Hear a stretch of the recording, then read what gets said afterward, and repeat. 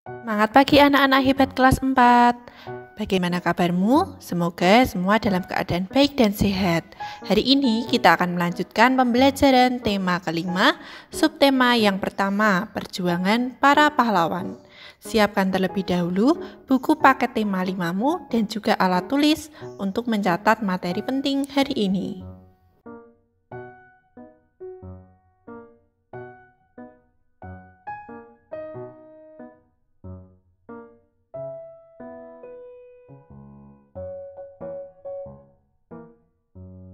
Apa saja yang akan kita pelajari hari ini?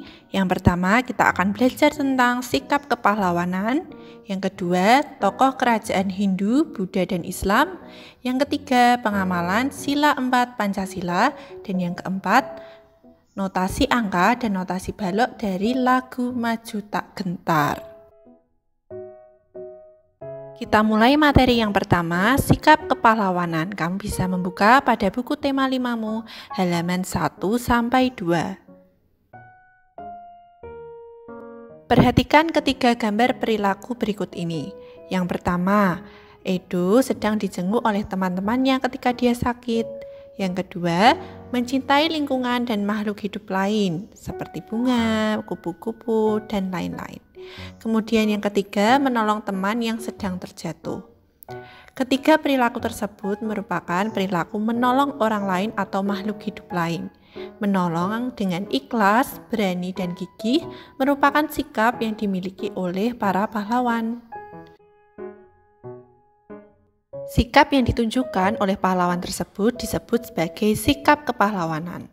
Sikap kepahlawanan adalah sikap yang menunjukkan keberanian dan pengorbanan yang tinggi dalam berjuang untuk mencapai suatu hal. Contoh sikapnya adalah tangguh, berani, ikhlas, semangat untuk maju, dan rela berkorban. Kita lanjutkan ke materi yang kedua mengenai tokoh kerajaan. Sikap kepahlawanan juga tercermin dari perilaku beberapa raja di masa kerajaan Hindu, Buddha, dan Islam berikut ini. Perhatikan gambar berikut ini. Berikut merupakan beberapa tokoh dan peninggalan kerajaan di Indonesia. Dari yang pertama, ada Sultan Iskandar Muda dari Kerajaan Aceh. Yang kedua, ada Raja Balaputra Dewa dari Kerajaan Sriwijaya. Yang ketiga, ada Kerajaan Tarumanegara. Keempat, ada Sultan Hasanuddin yang disebut Ayam Jantan dari Timur dari Kerajaan Goa Talo, Makassar. Selanjutnya, ada Mahapatih Gajah Mada dan Raja Hayam Wuruk yang merupakan tokoh dari Kerajaan Majapahit. Pertama, Raja Purnawarman. Kamu bisa melihat pada buku tema 5-mu halaman 2-3. Raja Purnawarman memerintah Kerajaan Tarumanegara pada tahun 395 Masehi. Raja Purnawarman berjuang untuk rakyat dengan membangun saluran air, memberantas perampok, dan memperhatikan kesejahteraan rakyatnya. Rakyat Kerajaan Tarumanegara hidup aman dan sejahtera. Wujud kecintaan pada Raja Purnawarman dibuatkan sebuah prasasti Ciaruteun, yaitu berupa telapak kaki Raja Purnawarman yang diabadikan di sebuah batu. Kedua, Raja Balaputra Dewa. Kamu bisa melihat pada buku tema 5-mu halaman 28-31. Raja Balaputra Dewa menjadi raja di Kerajaan Sriwijaya pada tahun 850 Masehi. Kerajaan Sriwijaya mencapai puncak kejayaan dalam bidang ekonomi, pendidikan, dan kebudayaan. Raja Balaputra Dewa berjuang membangun armada laut yang kuat. Peningkatan ekonomi diperoleh dari pembayaran upeti, pajak, dan keuangan hasil perdagangan. Sriwijaya berkembang menjadi kerajaan besar dan makmur pada pemerintahan Raja Balaputra Dewa. Salah satu bukti peninggalan sejarah Kerajaan Sriwijaya yang masih bertahan adalah Candi Muara Takus. Kamu bisa melihatnya pada gambar berikut ini. Tokoh kerajaan yang ketiga adalah Mahapatih Gajah Mada. Kamu bisa melihat pada buku paket tema 5-mu halaman 37-40. Gajah Mada adalah seorang panglima perang dan tokoh berpengaruh kerajaan Majapahit. Saat remaja, ia ahli bela diri dan berhasil menyelamatkan rajanya, yaitu Prabu Jayanegara. Karena kecakapannya, ia diangkat sebagai Patih Kahuripan dan Patih Kediri. Gajah Mada diangkat menjadi Patih Majapahit karena dapat menaklukkan Keta dan Sedeng. Tahun 1336, Gajah Mada mengucapkan Sumpah Palapa atau janji tidak akan makan buah palapa apabila belum menguasai pulau di Nusantara. Puncak kejayaan Kerajaan Majapahit. Perjuangan Gajah Mada mencapai puncaknya pada zaman pemerintahan Prabu Hayam Wuruk. Pada masa itulah Majapahit mencapai keemasannya. Dari Kitab Negara Kertagama dapat diketahui bahwa daerah kekuasaan Majapahit hampir sama luasnya dengan wilayah Indonesia yang sekarang. Bahkan pengaruh kerajaan Majapahit sampai ke negara-negara tetangga. Peninggalan Kerajaan Majapahit yaitu Kompleks Candi Penataran. Dalam Kompleks Candi Penataran terdapat Balai Agung, prasasti atau batu tulis, dan beberapa candi. Candi yang paling suci adalah Candi Induk dengan 3 teras bersusun. Tokoh kerajaan yang keempat adalah Pangeran Diponegoro. Perang Diponegoro terjadi pada tahun 1825 sampai 1830. Perang Diponegoro merupakan salah satu perang terbesar yang pernah dialami oleh Belanda selama masa pendudukannya di Nusantara. Peperangan ini terjadi secara menyeluruh di wilayah Jawa sehingga disebut Perang Jawa. Salah satu upaya yang dilakukan Pangeran Diponegoro dalam perjuangannya adalah menyatukan seluruh rakyat pribumi dalam semangat Sudumuk Batuk, Sanyari Bumi, Ditohi Tekan Pati. Sejari kepala, sejengkal tanah, dibela sampai mati. Usaha ini berhasil karena Pangeran Diponegoro melakukannya disertai dengan memelopori, mencontohkan, dan memberikan komando yang jelas kepada semua rakyat, khususnya di Pulau Jawa. Materi yang ketiga, pengamalan sila keempat Pancasila. Kamu bisa membukanya pada buku tema 5mu halaman 11 sampai 13. Sila keempat Pancasila bunyinya adalah kerakyatan yang dipimpin oleh hikmat kebijaksanaan dalam permusyawaratan perwakilan. Lambangnya adalah kepala banteng. Makna dari sila keempat adalah mendahulukan kepentingan bersama, cinta musyawarah dan demokrasi, bijaksana dalam menyelesaikan masalah. Beberapa perilakunya adalah beberapa raja atau tokoh kerajaan mengamalkan sila keempat karena mendahulukan kepentingan rakyatnya dan bijaksana dalam menyelesaikan masalah di kerajaan yang dipimpinnya.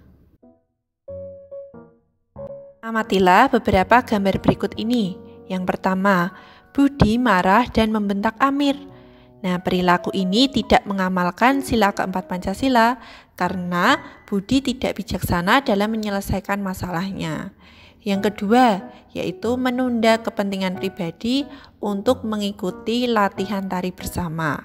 Menunda kepentingan pribadi untuk kepentingan bersama merupakan pengamalan dari sila keempat Pancasila.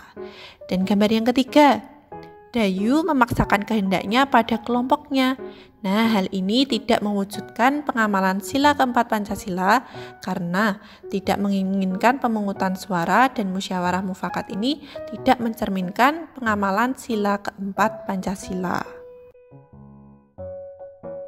Kita lanjutkan ke materi yang terakhir yaitu tentang notasi angka dan notasi balok dari lagu nasional Maju Tak Gentar.